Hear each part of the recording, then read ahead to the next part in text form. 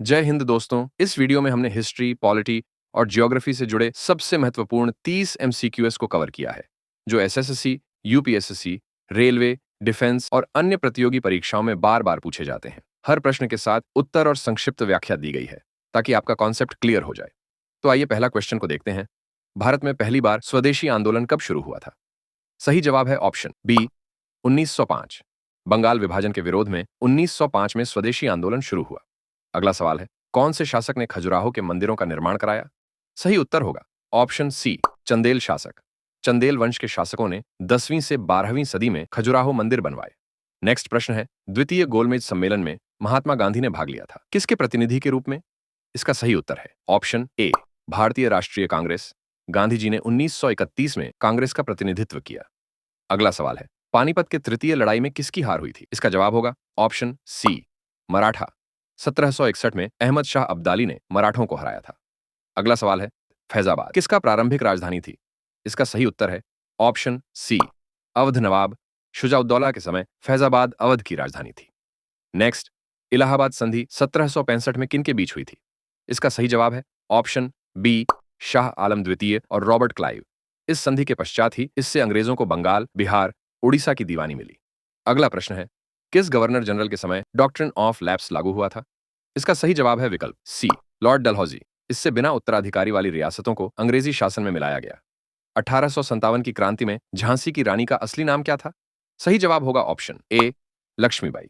झांसी की रानी लक्ष्मीबाई ने अंग्रेजों से बहादुरी से युद्ध किया। नेक्स्ट क्वेश्चन, अशोक किस वंश का था? Right option option A, Maurya वंश। अशोक मौर्य वंश का सबसे प्रसिद्ध सम्राट था। जलियांवाला बाग हत्याकांड कब हुआ था?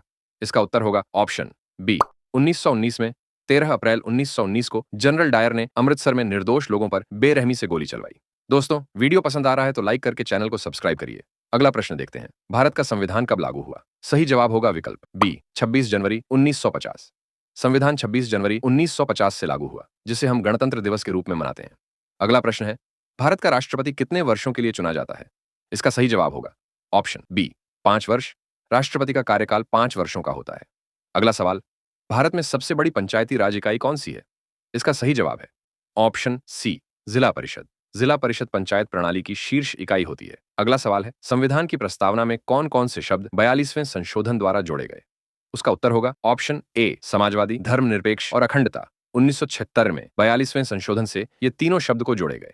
अगला प्रश्न है, भारत के संविधान में कुल कितने अनुच्छेद, आर्टिकल्स मूल रूप से थे?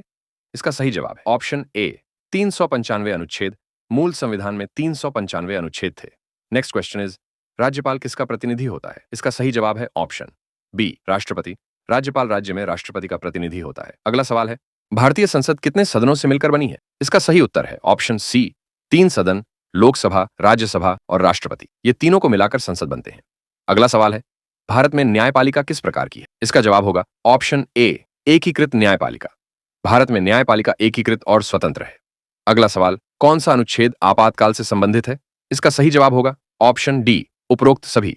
अनुच्छेद 352 राष्ट्रीय, अनुच्छेद 356 राज्य और अनुच्छेद 360 वित्तीय आपातकाल से संबंधित हैं।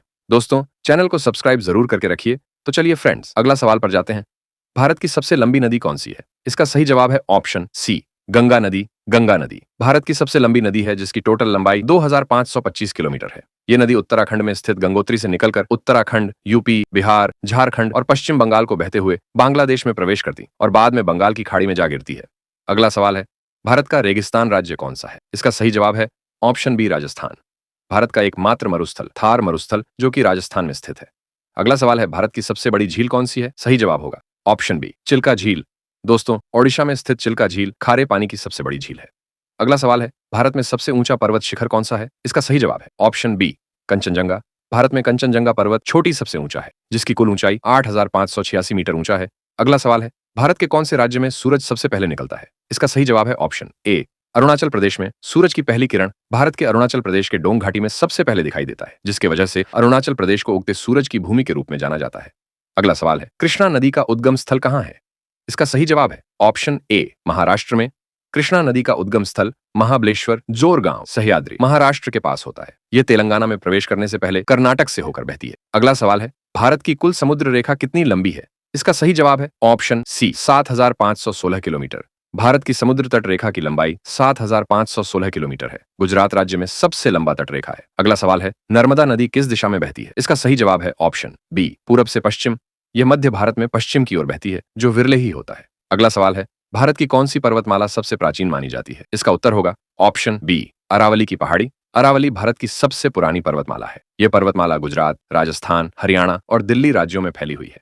अरावली की सबसे ऊंची छोटी गुरु शिखर है, जो राजस्थान के सिरोही जिले में माउंट आबू के पास स्थित है। अगला सवाल है, भारत के किस राज्य में साइलेंट वैली नेशनल पार्क है? इसका सही जवाब होगा ऑप्शन बी, केरल राज्य। साइलेंट वैली केरल के पलक्कड़ जिले में स्थित है। दोस्तों, वीडियो बहुत ही इंफॉर्मेटिव है। आशा है काम जरूर आएगी ये वीडियो। तो वीडियो को लाइक करके चैनल को सब्सक्राइब कर दीजिए। मिलते हैं अगले वीडियो में, तब तक के लिए धन्यवाद।